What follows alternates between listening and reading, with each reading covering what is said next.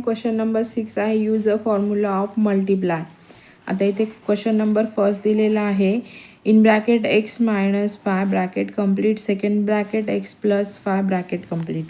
Okay, x plus 5.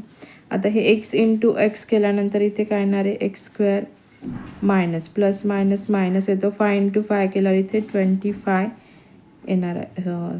Sorry, 5 into 5 म्हणजे इथे 5 square येईल.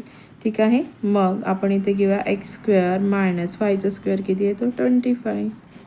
ठीक आहे, इझी आहे ना. सेकंड आहे इथे first bracket 2a minus 13 bracket complete, second bracket 2a plus 13. ठीक आहे, इथे घेऊया solution 2a minus 13 2a plus 13. ठीक आहे, 2a इंटू 2a केल्यावर काय येणार आहे, 2a स्क्वेअर मायनस 13 स्क्वेअर. ठीक आहे, 2aचा स्क्वेअर म्हणजे 2चा स्क्वेअर किती येतो, 4a square as it is, minus 13चा स्क्वेअर किती येतो, 169. ठीक आहे, समजलं. आता थर्ड नंबरचा क्वेश्चन आहे 4z मायनस 5y. हा z आहे, हा 4z प्लस 5y आहे.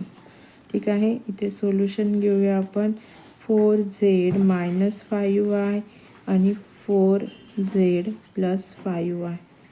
ठीक आहे, मग इथे 4 into 4 4z square minus 5y square equals to 4चा स्क्वेअर किती येतो, 16z स्क्वेअर मायनस 5चा स्क्वेअर येतो 25y स्क्वेअर. ओके, आता इथे बघा फोर्थ नंबरचं एक्झाम्पल आहे 2t minus 5 in bracket, second bracket आहे 2t प्लस 5. मग आपण इथे सोल्युशनमध्ये घेऊया 2t minus 5 2t plus 5. Okay, 2t into 2t केल्यावर काय येईल, 2t square plus minus minus येईल आणि इथे 5 स्क्वेअर येणार आहे.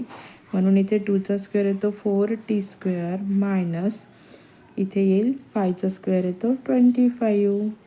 ठीक आहे, समजलं. आता इथे 7 नंबरचं एक्झाम्पल आहे. The diameter of a wheel of a cart is 1.05 metre. How much distance will the cart cover in 1000 rotation of a wheel. ठीक आहे, 1000 रोटेशनमध्ये ते किती अंतर कवर करणार आहेत ते आपल्याला शोधायचं आहे. ठीक आहे, इथे घेऊया आपण diameter equals to 1.05 metre, number of rotation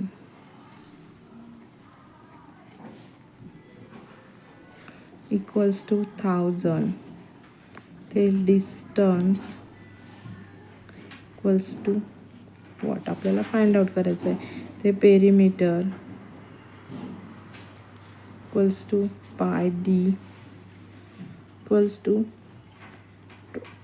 22/7 into 1.0 करून बघा हे तुम्ही स्वतः डिवायडेशन. आता टोटल नंबर ऑफ रोटेशन घेऊया इथे.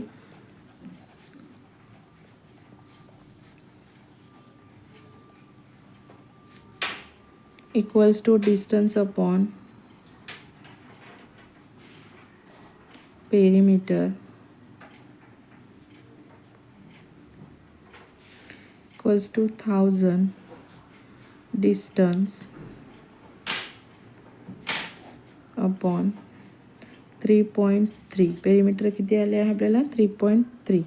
मग आपल्याला डिस्टन्स फाइंड आउट करायचं आहे, तर इकडे येईल distance equals to 3.3 into 1000.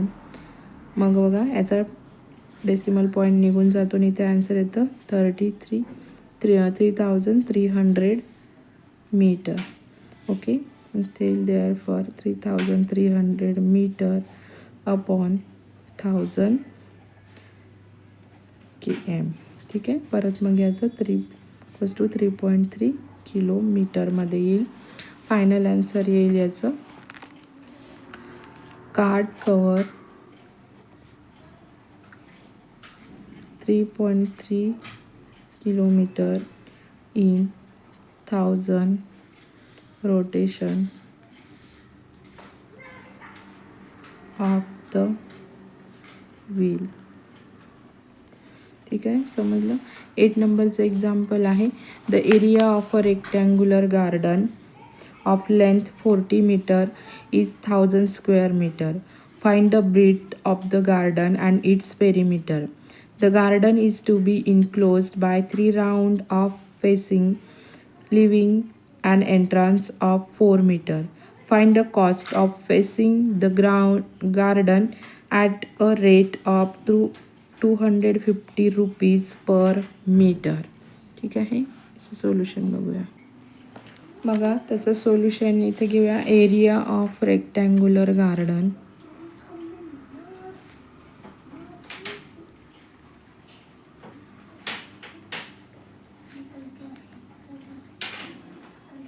Equals to 1000 square metre. Length आहे 40 metre. Breadth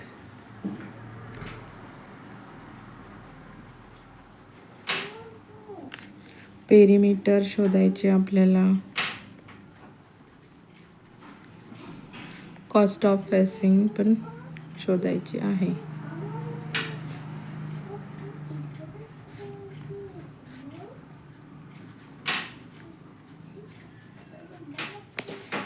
area of rectangular garden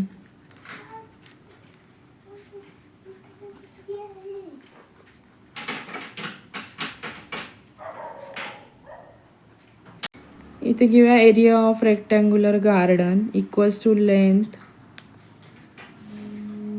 into breadth. Breath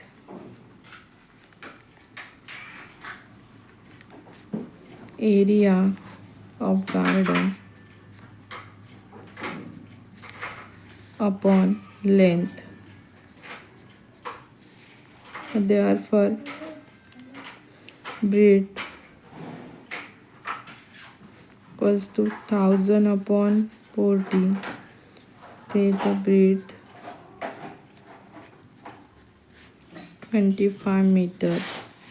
Perimeter of garden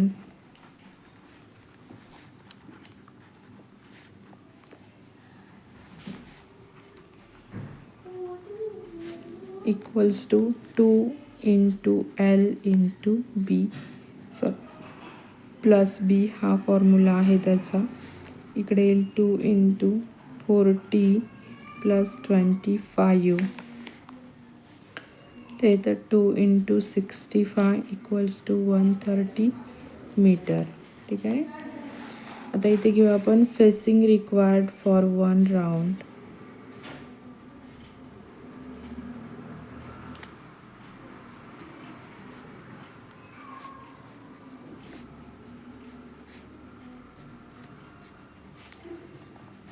If 4 meter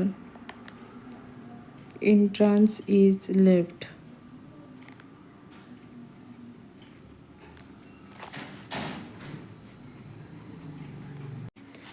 for 3 round facing required equals to 3 into 126 करणार आहोत. मग इथे येईल 378 metre.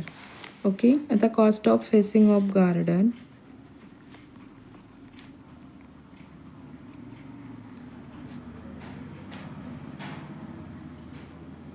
Equals to 250 per metre.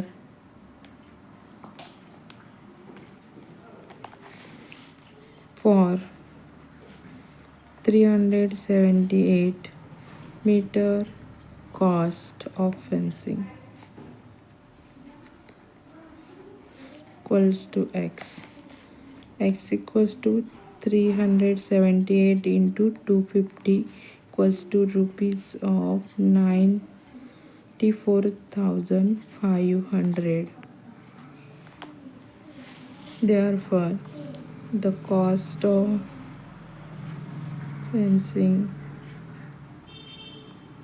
garden is rupees 94,500 इतकी असणार आहे. ठीक आहे, समजलं. आता 9 नंबरचं एक्झाम्पल आहे. From the given figure find the length of hypotenuse AC and the perimeter of triangle ABC. आता मी ABC हा ट्रायंगल ड्रॉ केलेला आहे.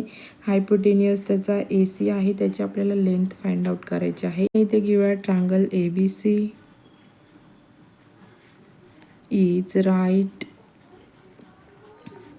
Angle triangle according to Pythagoras. AC square equals to BC square plus AB square. ठीक आहे, AC आहे आपला 21 centimetre plus BC आहे 20 centimetre. आपल्याला AC स्क्वेअर फाइंड आउट करायचा आहे. याचा स्क्वेअर येतो 441 प्लस 20चा येतो 400. मग therefore AC square is equals to यांचे टोटल येते 841. मग याचा रूट निघेल आणि याचा स्क्वेअर निघेल. मग therefore AC equals to 29 centimetre. ठीक आहे, मग इथे येईल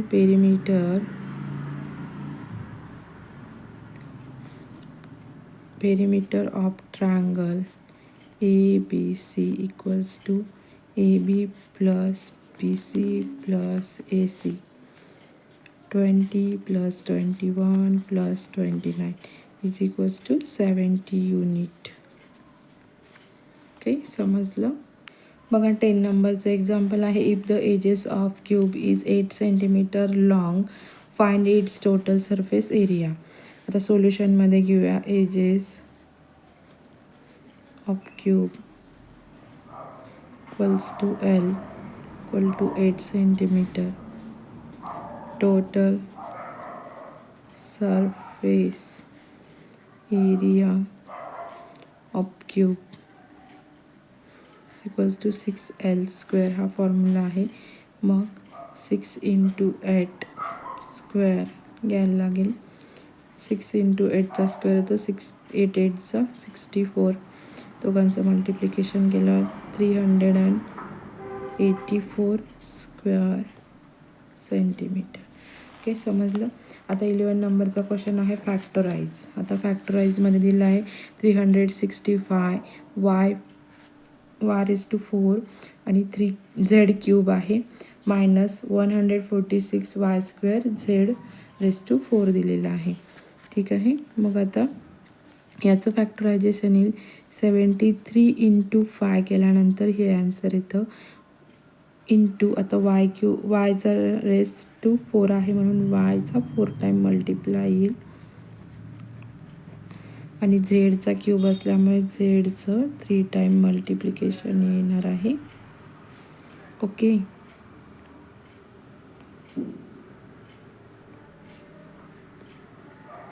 आणि इथे येईल मायनस.